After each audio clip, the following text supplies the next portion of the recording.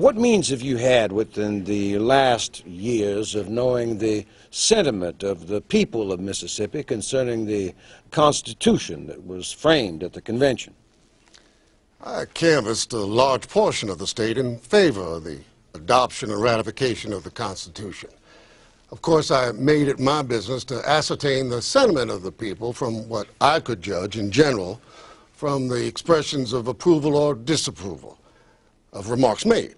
And I took it upon myself to converse freely with the people. I have never met in all my interaction with the Negroes of Mississippi but one single Negro who professed to be a Democrat, and that was in the town of Oxford. He was a waiter in a hotel, and he informed me that he was a Democrat. I tried to convert him and failed and left him a Democrat. This election official could only find one black American in the entire state of Mississippi that was a Democrat. Significantly, in Mississippi at that time, there were 444,000 blacks and only 383,000 whites. Since blacks voted overwhelmingly Republican, only by preventing blacks from voting could Democrats defeat the new state constitution with its civil rights provisions, hence the cause of the violence. Notwithstanding the strident opposition throughout the southern states, the new constitutions were eventually passed, and a number of black Americans were elected to national office under those new constitutions. This 1872 print by Currier and Ives shows the first 7 black Americans elected to the U.S. Congress. Significantly, all 7 were Republicans. On the left side of the picture is Hiram Rhodes Revels from Mississippi. An ordained minister, he served as a missionary and pastor, recruited 3 black regiments, and was a chaplain during the Civil War. Revels became America's first black U.S. Senator. Next is Benjamin Turner of Alabama. Turner was a slave during the Civil War, but within 5 years after the war, he had become a wealthy and prosperous businessman. Next is Robert DeLarge of South Carolina. Born as a slave, within 3 years of the end of the war, he was serving in the State House.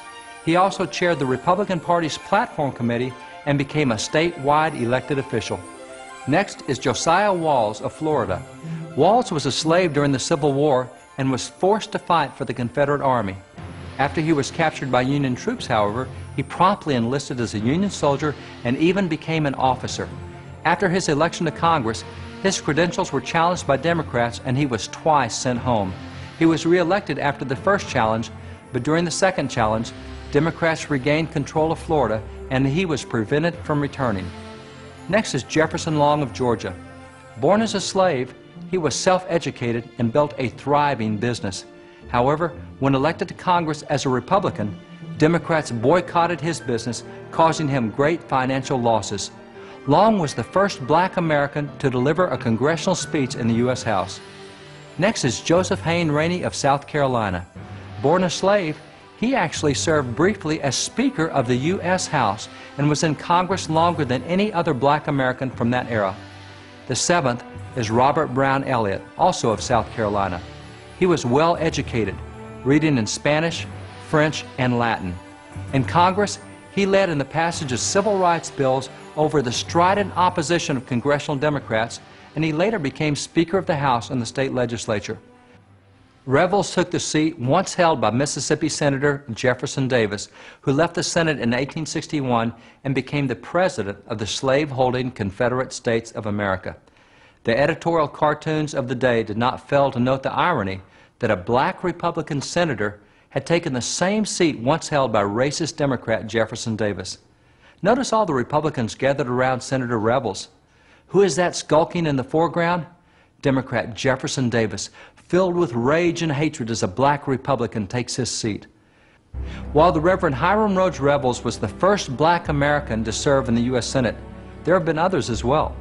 The second was Blanche Kelso Bruce, the first to serve a full term in the Senate. The third black senator was Edward Brooke. Significantly, the first 3 black U.S. senators, Revels, Bruce, and Brooke, were all Republicans. Carol Moseley Braun of Illinois was the 4th black American to serve in the U.S. Senate, but only the first Democrat. And Barack Obama, also from Illinois, was only the 2nd black Democratic U.S. Senator. The first African American elected to the U.S. House was Joseph Hayne Rainey of South Carolina. He was the first of 23 black Americans elected to the U.S. Congress, all as Republicans. Remarkably, of those early black congressmen, 13 had been slaves. Consider the amazing transformation that this represents. In only 5 years, black Americans had gone from being slaves to becoming members of Congress.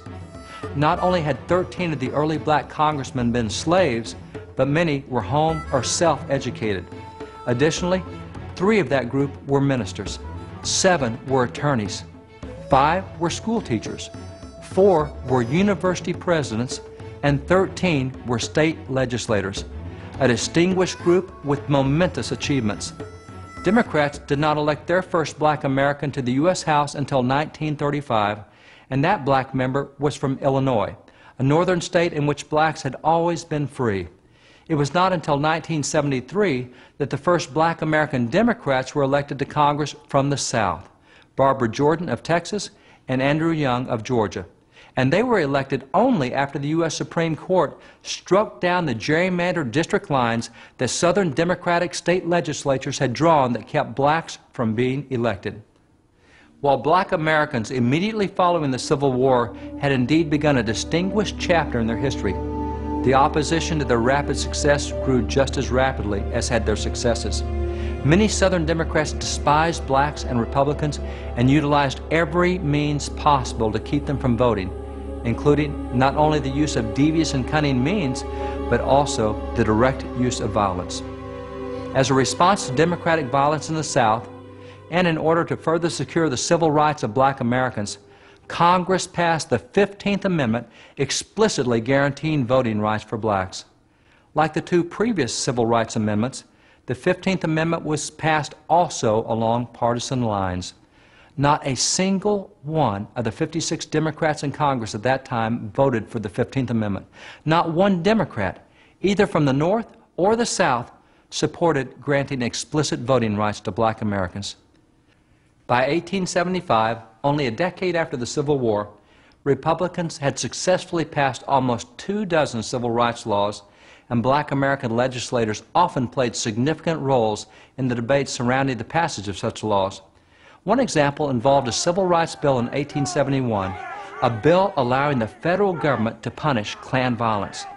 During the debates on that bill, Representative Robert Brown Elliott of South Carolina addressed the issue of Southern violence and delivered a compelling speech. The purpose of the Democratic Party of the South, as evidenced in the utterances of its recognized writings and leaders, exhibits the declared purpose to defeat the ballot with the bullet and other coercive means. I have presented a few manifold proofs in support of the facts about the Klan. I have shown the declared purpose of the Ku Klux organization, and I referred to the official records of nearly every southern state during the past 10 months to show how that bloody purpose has been in part executed. This bill will tend in some degree to prevent its full achievement. I trust, sir, that this bill will pass quickly and be quickly enforced, lest the Democratic Party of the South triumph through armed violence. Representative Joseph Hayne Rainey, another member from South Carolina, also delivered a powerful speech during the debates on that bill, explaining why blacks were most often the targets of Klan violence. When we call to mind the fact that this Klan persecution is waged against men for the simple reason that they dare vote with the Republican Party, the question is sometimes asked, why do not the courts of law afford redress?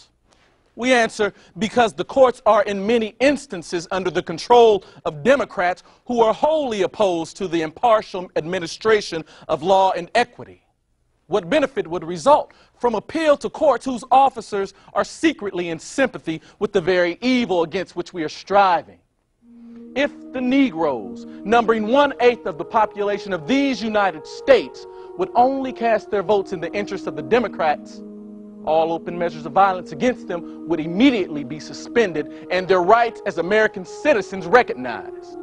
But I can only say that we love freedom more, vastly more than slavery.